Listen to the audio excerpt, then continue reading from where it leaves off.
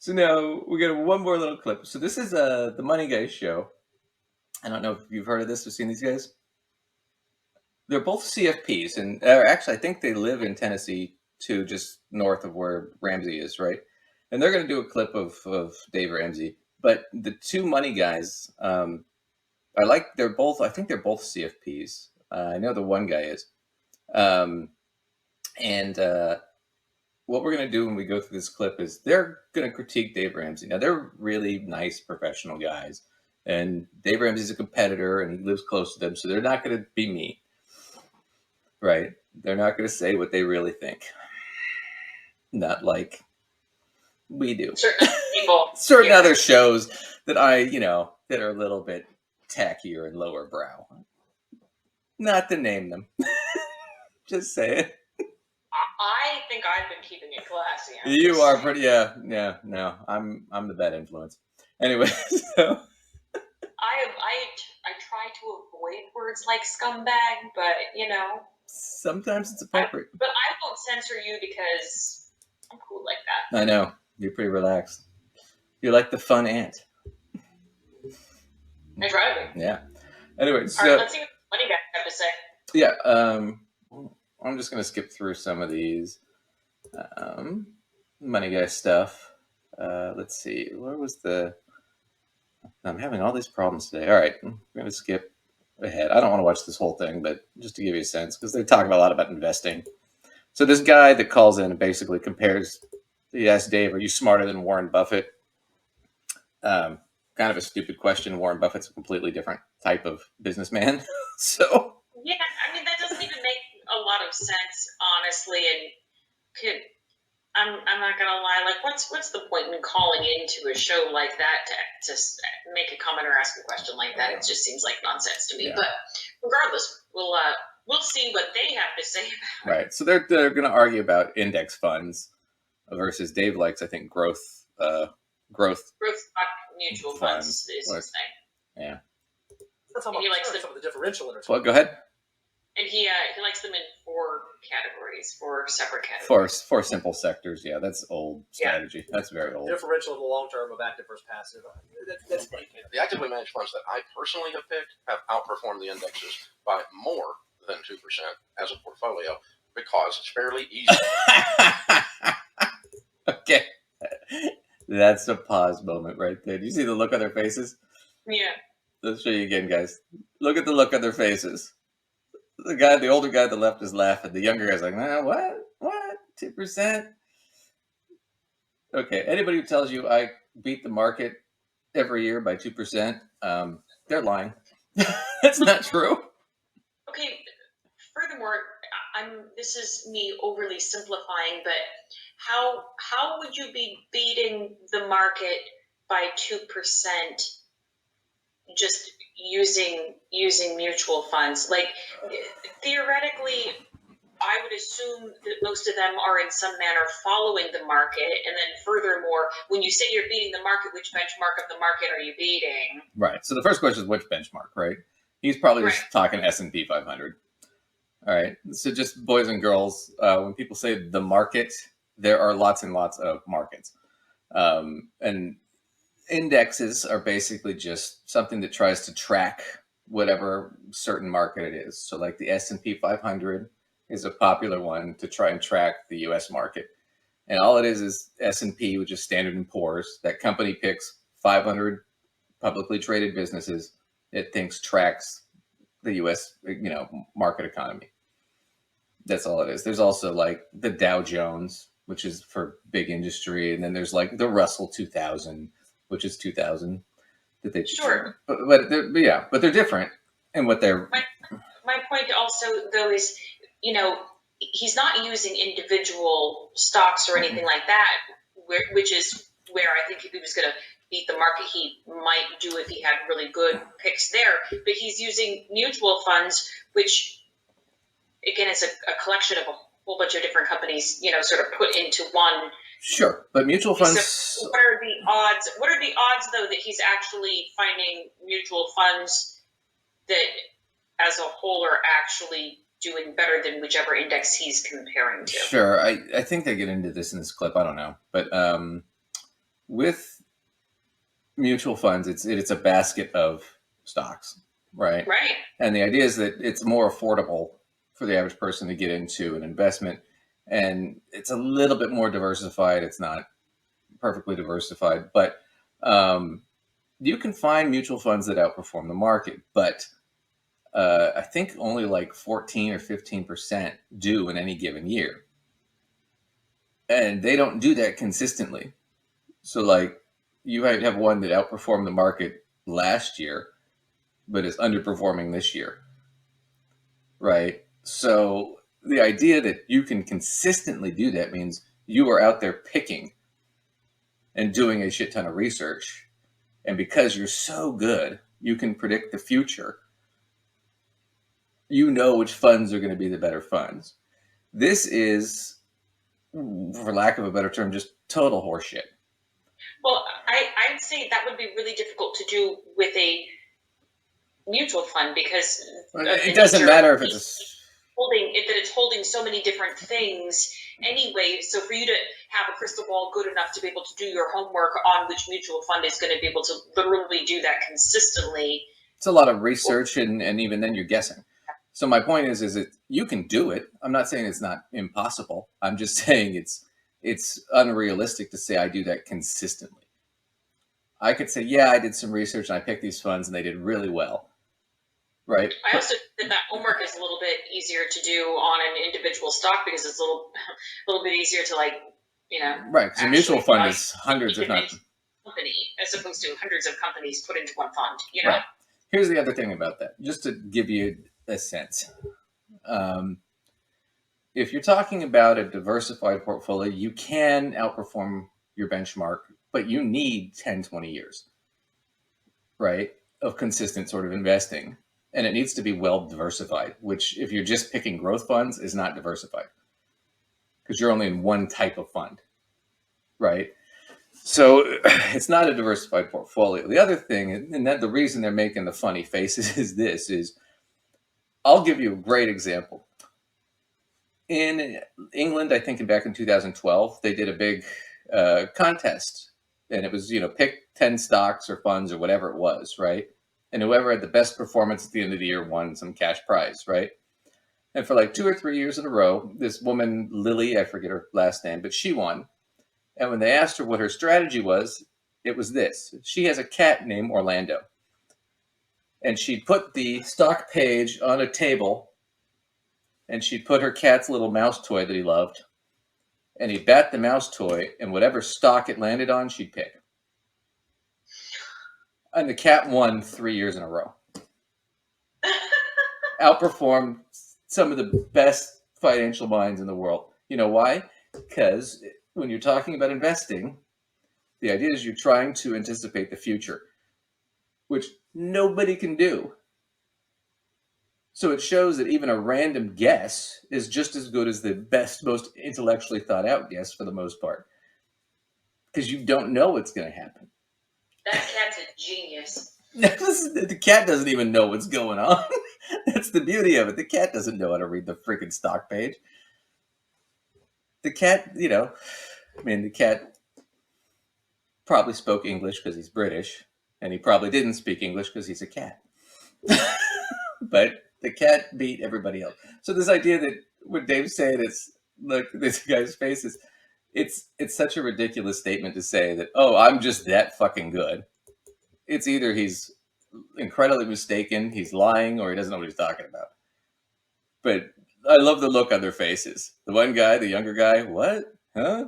That can't be right. And the older guy's just laughing because he knows it's horseshit. But they're nice guys, so they're not going to say that. To study mutual funds. Now, this is something, there's a reason when you look at the Spivo research and other research out there, index funds, if you look at them on a 15, 20-year basis, they outperform 85 to 86% of the active managers. Yep. Or you could say it said differently, 86% of active managers underperform the index fund. So the sheer fact that the number's so big means it's the exact opposite of easy. Perception-wise, you would think, hey, what's so hard with doing that? And so I think that's my issue. And so I think what Dave is saying is, if only 14% of active funds outperform their indexes over the long term, he's basically saying, I got it. I, Dave Ramsey, can pick not just 1 year, but over the long term, the 14% of active funds that are going to outperform. That seems like an aggressive statement. That 14, 15% that do outperform, they typically, when you go to year 2, year 3, the same funds are not there. So there is some consistency problems with what Dave just shared. So basically what I just said. Yep. But that's the point is they're two, I mean, I think they're next to Dave. They're competitors with Dave. They don't want to cause a problem. They're very nice guys.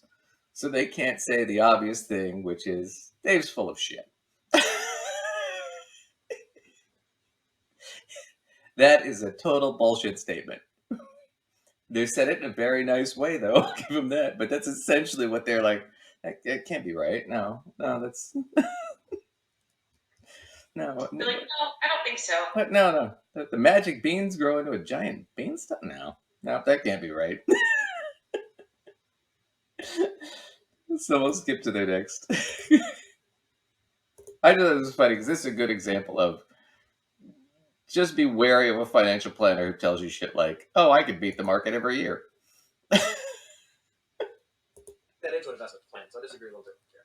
Here's what we actually found in the real world versus someone's hypothetical vacuum discussion of theory. Okay, as we studied the largest study of millionaires, 90% of them became wealthy without inheritance. Inheritance did not cause their wealth, and almost all of them did it with their 401. I want to be careful too with that because we've discussed that shit before.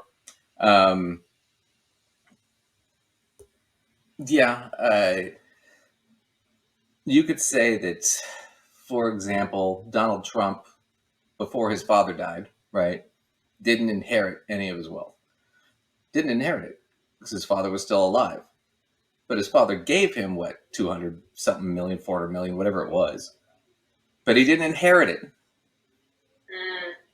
Right? I see your point now. I didn't inherit my wealth. My parents just paid for all my education, bought me my first house, and got me my first job.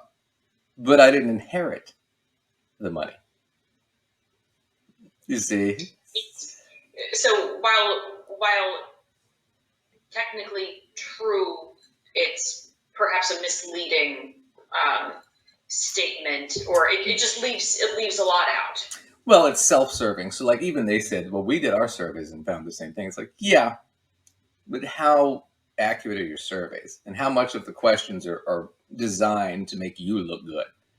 Well, and maybe just not asking the right questions, because that can still be a true statement that most of them did not inherit. But what are the other factors that are not just behavioral? Like, are there other manners in which a lot of these folks were they initially set up in a stronger way than people who do not end up being millionaires, or not? I don't know the answer to it because I don't think those questions were asked. Well, the answers to it are, social scientists have figured out the answers to this, and a lot of it has to do with where you're born, who your parents are.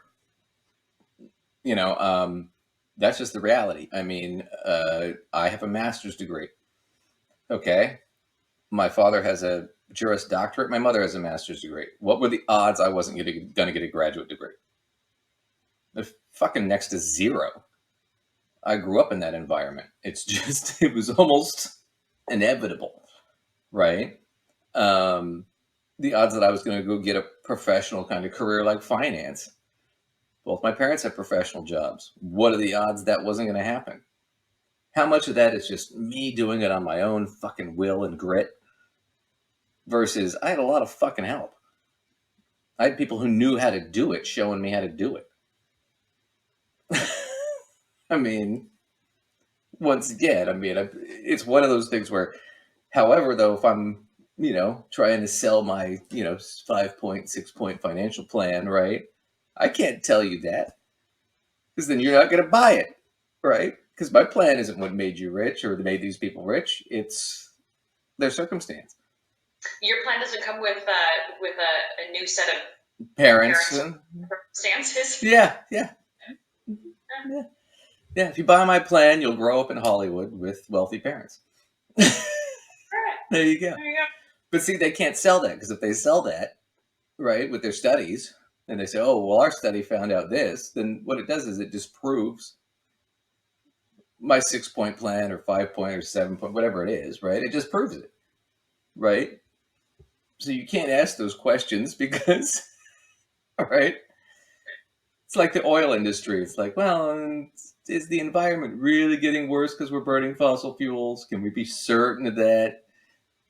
Do I want to hire a scientist to prove that that's the case? No, it's against my bottom line. But that's kind of, they're in the same boat Dave's in on that one, but it's kind of a hypocritical. Oh, yeah, anybody can become rich, just follow the right plan. Okay, with actively managed funds.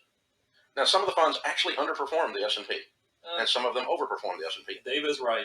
The majority do reach their $1 million status, seven-figure status in their retirement plans. It's also Ramsey Solutions. I'm going to tell this this is where that's horseshit too. That's not horseshit, it's true. But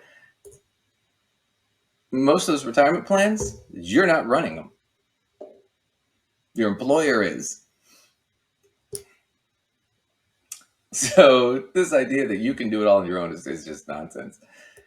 Anyway, I'll skip forward to the last little bit here. Let's see, where did they say another crazy thing? Probably around here. It's okay to just be the market, because when it comes to investing, time in the market is way, way, way more valuable than trying to timing the market. I've been doing what I've been doing for 30 years, Chris, and it's made me a multi-millionaire. And I invest in actively managed growth stock mutual funds that outperform the indexes across the 4 types we teach. I actually invest. That's horseshit too. Okay. I do what I say. I invest how I say. Blah, blah, blah, blah, blah. I'm worth hundreds of millions of dollars, mostly in real estate investments, which are not market investments, are they? That's not. Those aren't. He does have real estate, although he does tend to say that on his show too. I mean, that obviously was not the highlight there, but No. He admits to holding quite a bit of real estate. He does like that a lot. Sure, but that's my point. Is it's not how he became rich. And it's also not how Warren Buffett became rich. Warren Buffett became rich by buying and selling companies. Right. Not by investing in the stock market. Right. You don't really you potentially could become rich by doing that. You also got to remember, too, the other thing with Warren Buffett, which we know Dave Ramsey and those guys hate debt. Warren Buffett is like the king of leverage. And, he was lucky to grow up with fairly wealthy parents. That's how he became rich, was he was able to borrow millions and millions and millions of dollars to invest. Mm-hmm. And then he'd cash out the investments, pay the money back, and borrow millions more and do it again. Right.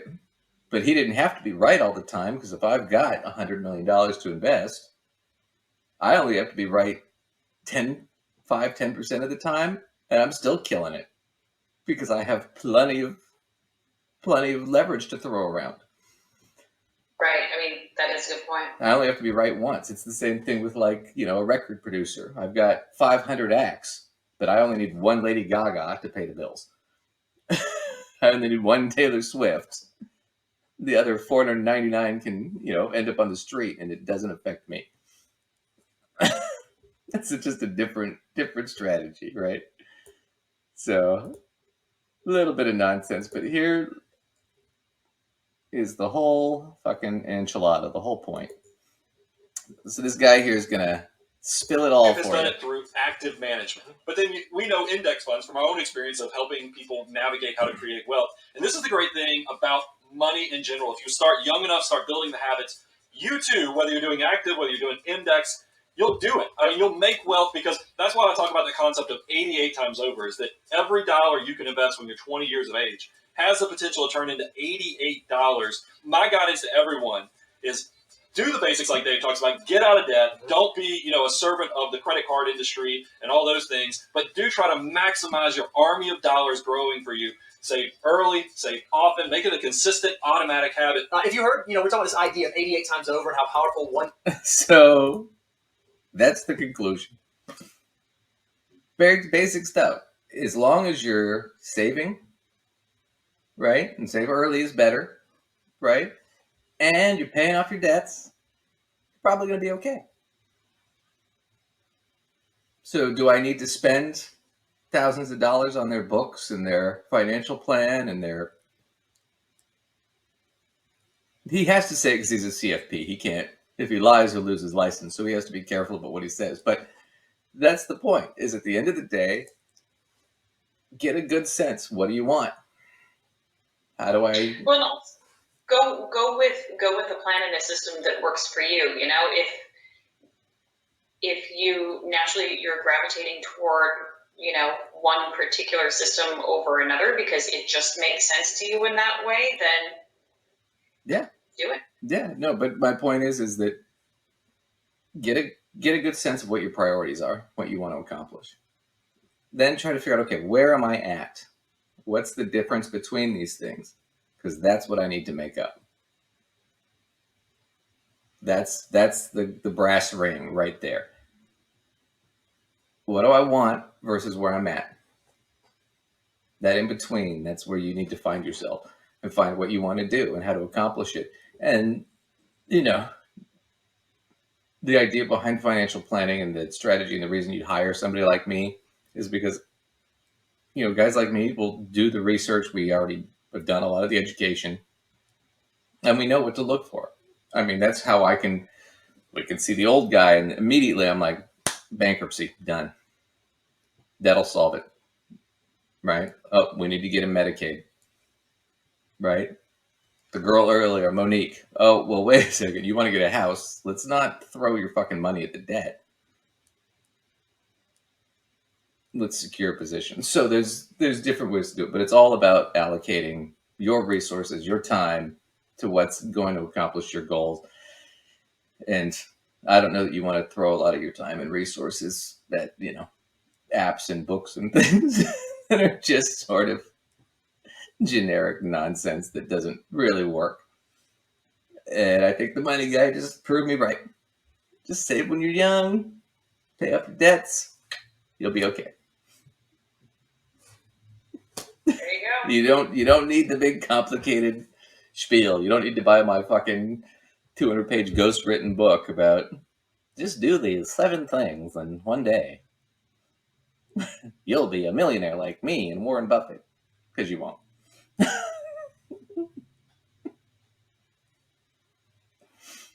So, anyway,